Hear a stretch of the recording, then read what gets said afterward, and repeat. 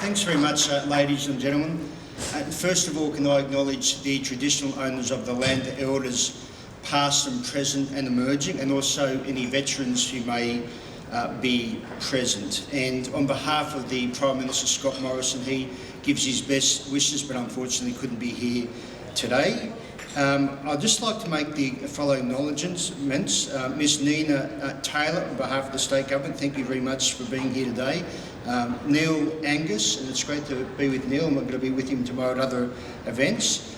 Miss Kashanali Vaganhala and Dr Samantha Ratman. Mr Tim Reid, to City of Melbourne Council Susan Riley, to Justice Tony Pagoni, to Mr Chen Tan, Race Commissioner. We actually met up in my office early this year, and representatives from serious colleagues, Executive Principal Mr Sendo Takamokolu, and the Chairman Mr Senadjaz Alozano. And also I just want to thank Ahmed Kessin from the OAS for inviting us here today. What I love about this event is about a few things. It's about multicultural Australia, it's about language, it's about colour, it's about festivals, it's about bringing everyone together. Now I have to tell you a story a bit about my wife. She was actually born in Hong Kong and speaks fluent Cantonese. And one thing I've learned is if you don't know the language too well, don't actually try to get out there and make a red hot go of it. And I tried to say to all her relatives, to explain to them, I thought at the time Judy, who I wasn't married to, was a beautiful woman. So in Cantonese I fluently said she's, Judy is Lang Lo.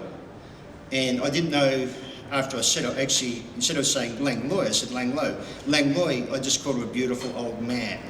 So they're the sort of things we learn when we deal with language and culture. And what's really important, and that's what I like about this event, my little one Jasmine, who's 5 years of age, speaks fluent Cantonese, but also learning Mandarin. She was out there this morning learning Mandarin. And in my own electoral Latrobe in the southeast, I invested in early this year in the Punjabi language at two Gurdwaras, the Sikh mosques, and they were really excited about a $500,000 commitment, and at the same time to the Vihara in Berwick. And what this is about, and this is what I like about this festival, it's acknowledging where someone is coming from and making sure their children never forget their ancestry history.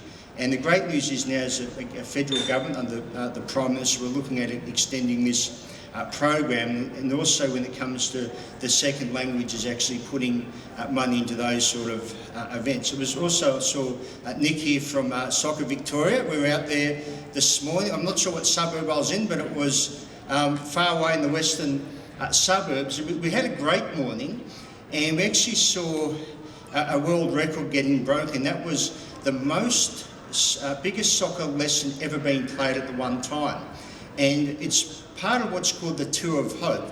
And I met this group a few years ago, and they bring international Brazilian soccer players out to Australia. And I thought it was such a fantastic program. I actually was able to secure $1 million to, in particular, help with my South Sudanese community out in the east, and also the Minaret, the Muslim school out my way. And we've got these Brazilian soccer players teaching young people how to get involved in soccer.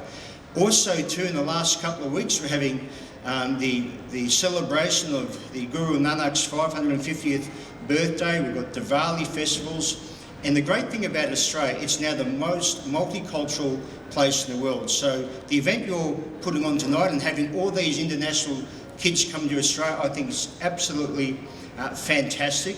And I congratulate you for that. And this International Festival of Language and Culture showcases the best of Australia by bringing other countries here today. And I'm also very keen to talk about future funding opportunities. There's one out at the moment called Fostering Integration, which is up to $50,000 for festivals and events, and this would be, to me, a perfect event. So again, congratulations. Thanks very much for having us here today, and well done to all the students and those be performing tonight. Thank you.